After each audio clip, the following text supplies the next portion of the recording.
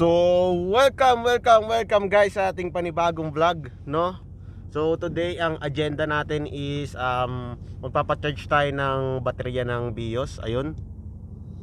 Dahil tanga-tanga ako, naiwan kong nakabukas yung fog lights ko. So, nauubos yung laman ng baterya niya, yung baterya. So, magpapagawa na rin tayo ng exhaust leak natin. Medyo may leak yung sa may bandang downpipe natin sa headers. So papa-check na rin natin yon, papagawa na rin natin para mas gumanda ang konsumo natin tsaka hatak ng sasakyan. So yung titanium pipe ko doon sa likod, papalitan ko na rin ng Mines na oval na muffler. So mamaya ipapakita ko sa inyo. So tara, samahan nyo ako. Bali nasa likod ako ngayon kasi magsi-set up pa lang ako ng camera ko para sa harapan. Ayan. So, ayun guys, set up ko muna to. So, yun guys, napatouch na natin yung baterya ko, no? Wait lang.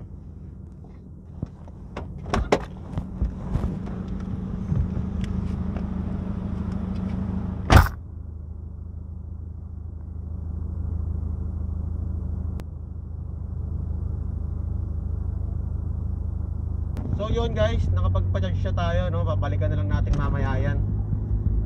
Gawin muna natin yung mga iba nating lakad. So yun oh, shout out oh. SIR oh, pogi oh. Shout out.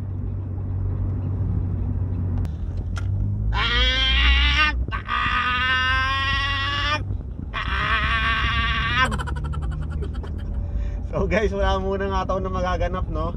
Dahil sabi ko nga kanina, medyo may alog yung pulley natin. Baka mauna pa yung pulley.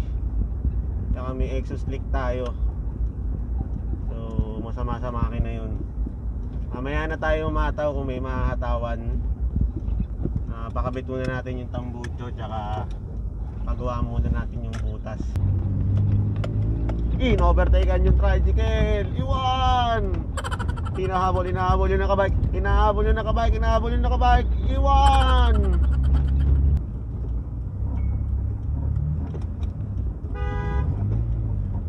Sorry na, God bless. Shit, medyo malalim ta. Wait lang ha. Oh yeah. Oh shit. Basa na naman. Bagong car wash lang, basa na naman. Putik-putik na naman. Ginagawa mo. Pogi naman ang Corolla nito.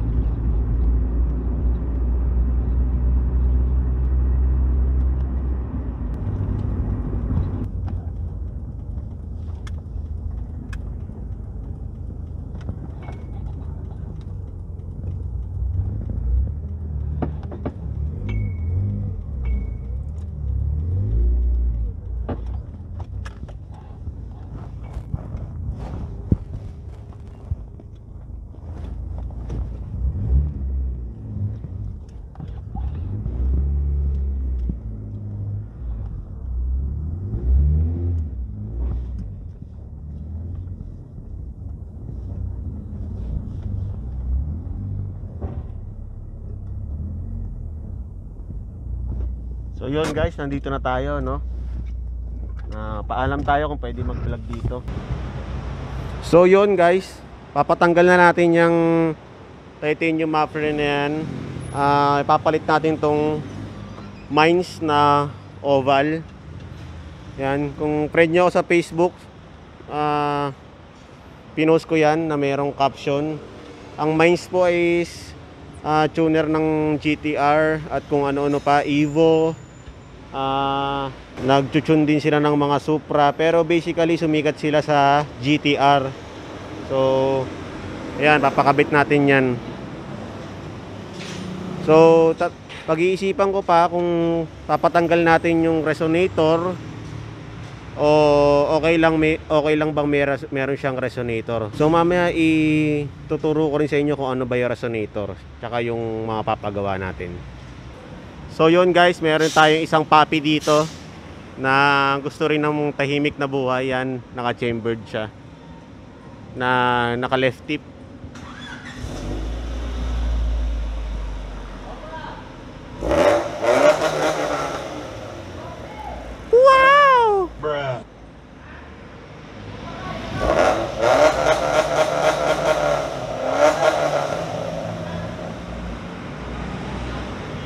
Yan guys, ito yung sa atin. Yan, 4-wheel disc brake na siya. Naka tie bar. Ayan, FGK ang muffler niya. Chambered muffler niya. So, ito, ano ba ito? Gram lights yata to.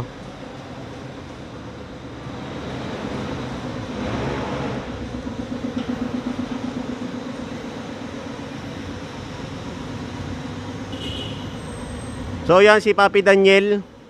Kaway-kaway Papi. Nagkasabay kami dito. O yan, pogi ng BTI niya. Yan si Kuya Julius. Yan. Ang master. Yan, kaway-kaway. Yan, mga gawa nila. O yan guys, yung mga tinda nila tambucho. Ito, resonator yata yan. Yan. Ito guys, ang mga straight through or free flow muffler.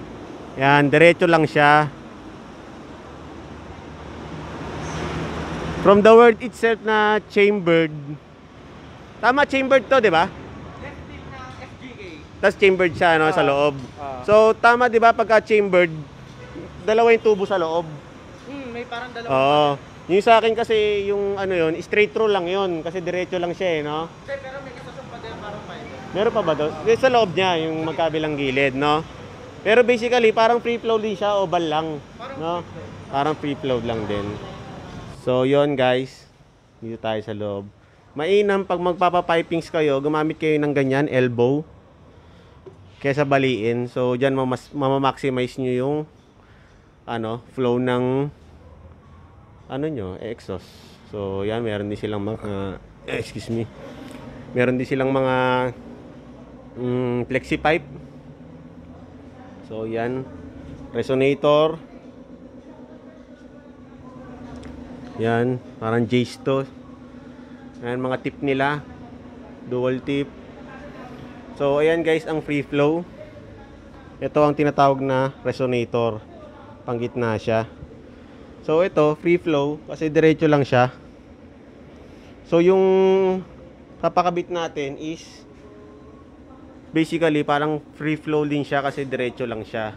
So, ganyan ang chambered guys, oh. Is either nasa kaliwa o nasa kanan ang inlet. So, ganito. Ito pala ang chambered. Yan, ang chambered guys.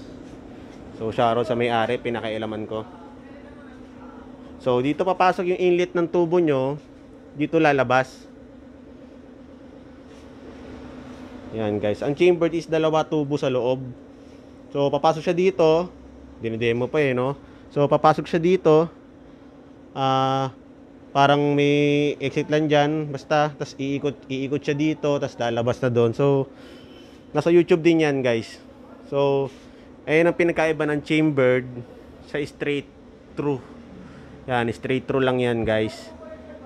Straight through lang yan guys. Kasi, gitna lang yung inlet nya. Diretso lang yan palabas. Ito, umiikot pa sa loob yan.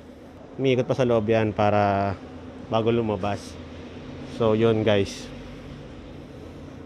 Balik na tayo dun sa papagawa natin. Yan.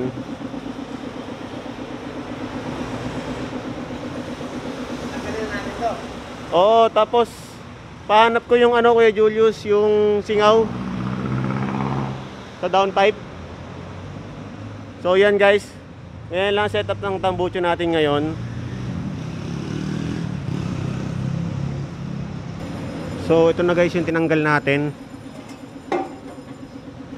Medyo chop suey tayo JDM tas naging Thai.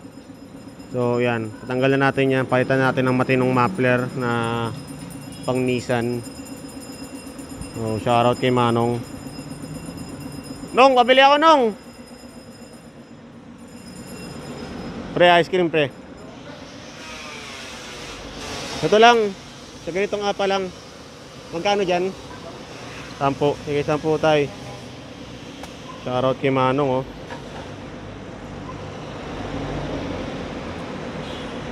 So yon guys. Binabapping lang ang ating Mainz muffler bago ikabit. So yan, napakakintab na.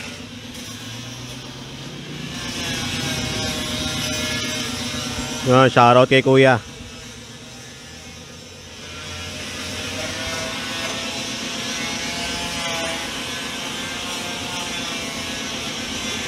So yun guys, sa mga gusto magpagawa dito, hanapin nyo lang si Kuya Julius. Yan, dito yan sa OnQ Automotive Muffler Center. Yan, yan ang mga gawa nila oh.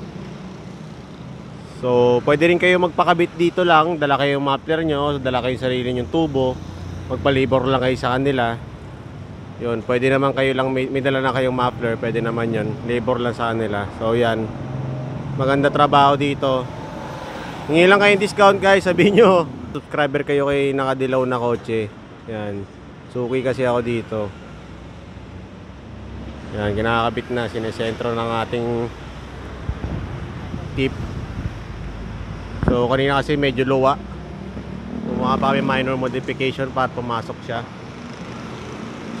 So ano tingin nyo guys, luwa pa ba? Sagad na? Oo, unti pa.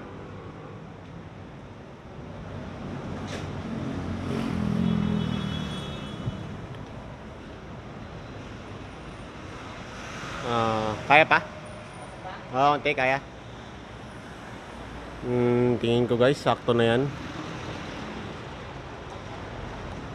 Sakto na yan, no?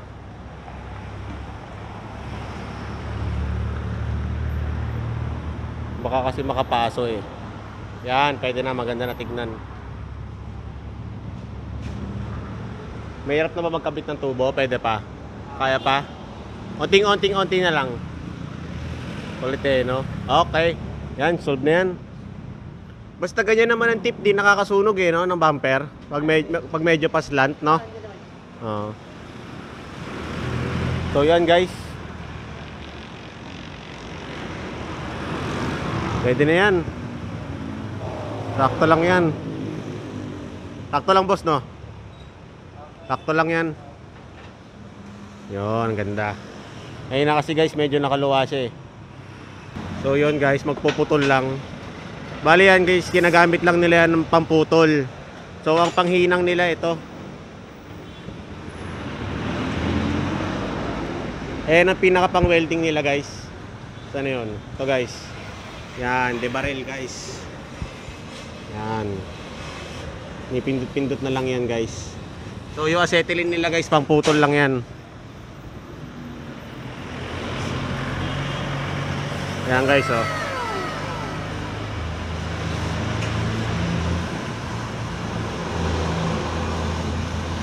Kung mapapansin nyo kasi guys sa ibang muffler shop, ayun na rin ginagamit nilang panghinang, parang may hawak lang silang alambre.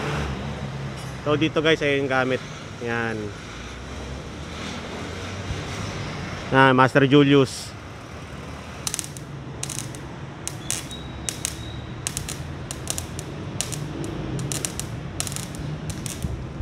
So yan guys, ganyan ang panghinang nila dito. Ang tawag dyan kay Jus? TIG MIG welding guys.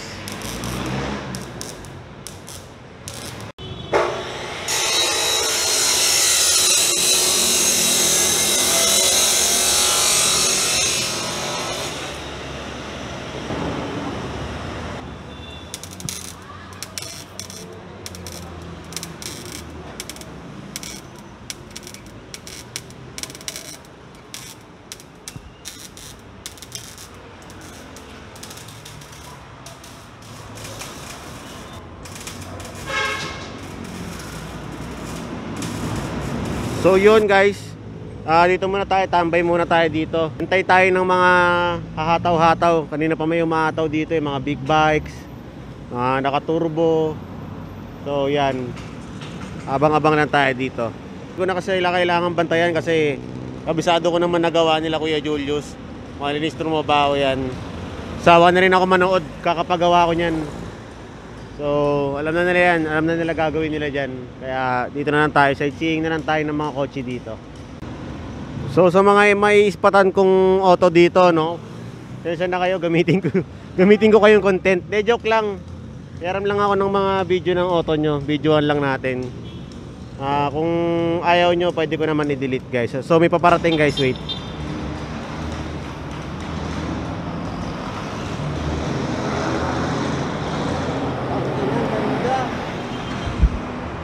Ganda guys, putang ina.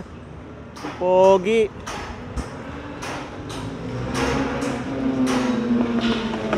Wow!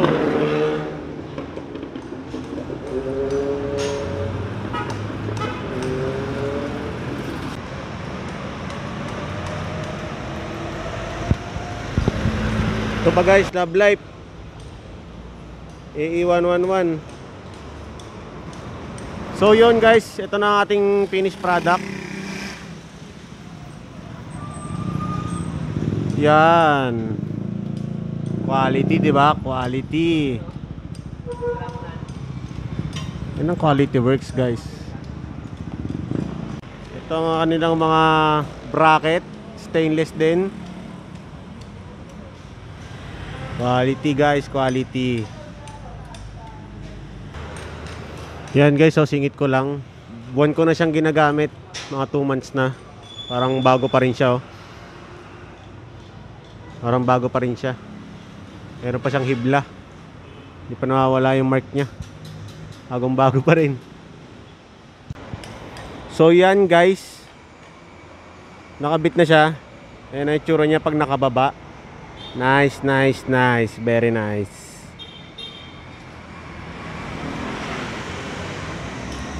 So sound check natin mamaya yan pagka naayos na yung exhaust leak.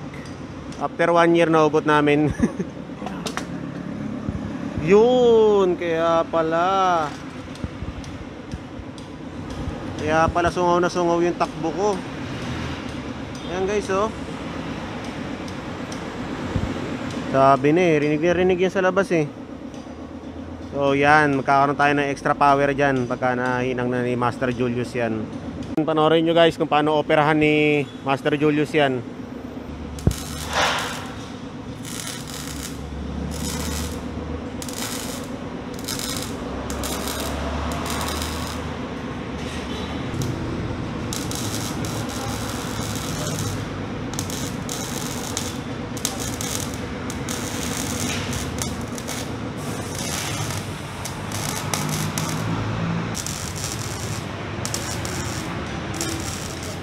Ayos guys, no?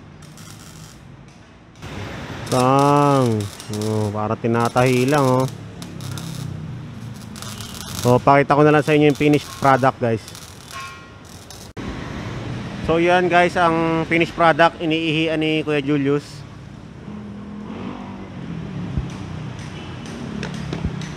So, ayan guys. Siguro kalaunan magpapalit na lang din ako niyan. Yun, gagrinder rin pa para medyo kuminis.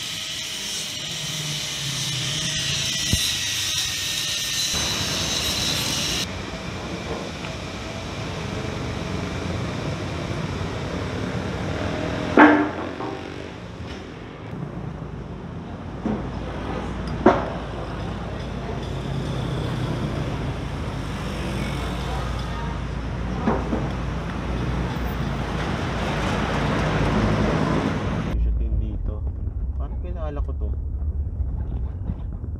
So guys, nag-shoot din sila.